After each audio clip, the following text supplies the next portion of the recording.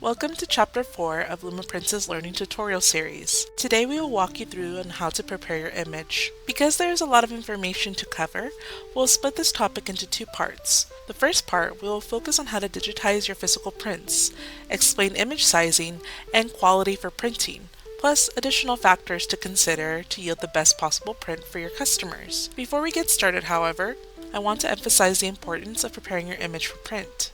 When it comes to capturing and preparing your image for print, there are some steps in the process that are a bit more complex compared to, say, preparing an image for social media. These additional steps are valuable to ensuring you have a file ready for print.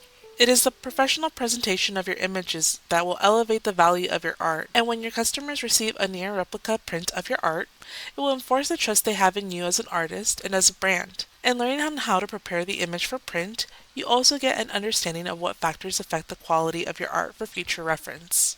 Let's begin with digitizing your prints, or alternatively speaking, how to capture your physical art and make it into an image file suitable for print. Here are a couple of options you can explore. Scanning. To scan an art piece, the art itself is usually small enough to fit it within your scanner. Ensure that it has the capability to scan up to 300 dpi, as art pieces need to be of high quality and need to be able to capture colors accurately as well. General scanners might not always have the capability to scan art prints, but higher tier or art-specific scanners can scan your print. Take a picture of your art. If your image is bigger than a scanner's capability to scan, or you're choosing to opt to photograph your art, then you have a couple of options. Option 1. Using your newer phone with the newer capabilities that they come with will be able to yield high-res photos. You can usually get a good photo from toggling in through your camera settings and having it at the highest quality capture available. It's best to take a photo of your artwork in an evenly lit room, a studio, or even the outdoors with slight overcast. We recommend a white balance card set to be placed next to your artwork so you can configure the tones and colors of your artwork in post-edit. Just make sure your image is facing straight with no lean. Same for your phone's camera.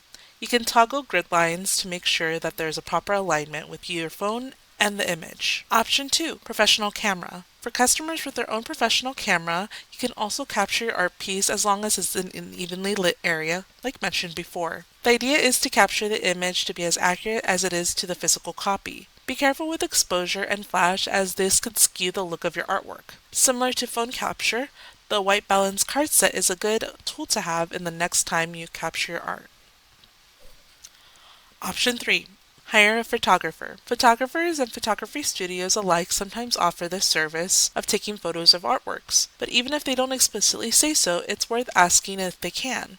If you prefer someone else with photography experience to capture the photo, try looking for local photographers who provide the service. Now that you have an image file of your art, we can check to see if it's suitable for the size you want to sell it in. In the case that is not 100% ready for print, what are the solutions you could explore? Let's start with the ruler test. 100% zoom on your digital software that allows you to see your image doesn't always yield a one-to-one examination of the quality of your art. Instead of looking at your image at 100% zoom on the editing software, what you do need to look out for is the image as it's actually scaled to size. Thankfully, a lot of programs offer digital rulers, so it's just a matter of lining a digital ruler with the real ruler that you have on hand so you can see the true scale of the art.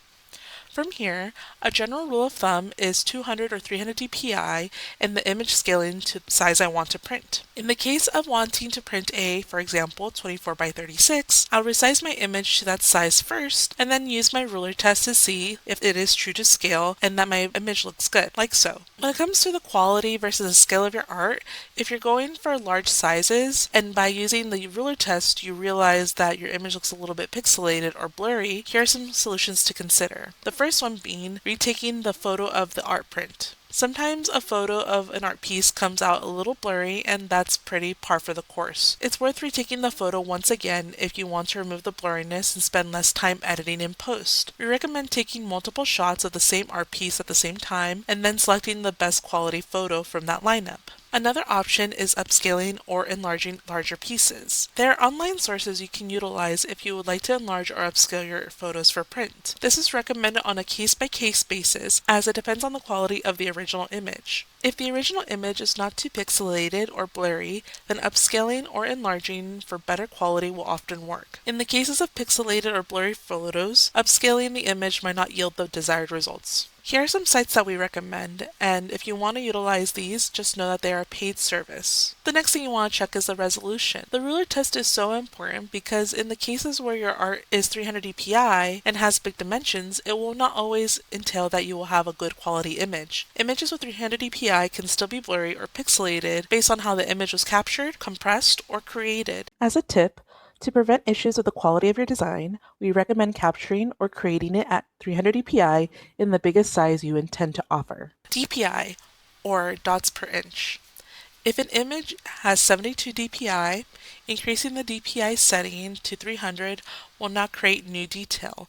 It merely stretches or replicates existing pixels, often resulting in a blurry, blocky print. It's a similar idea when resizing a small image to a larger sized one.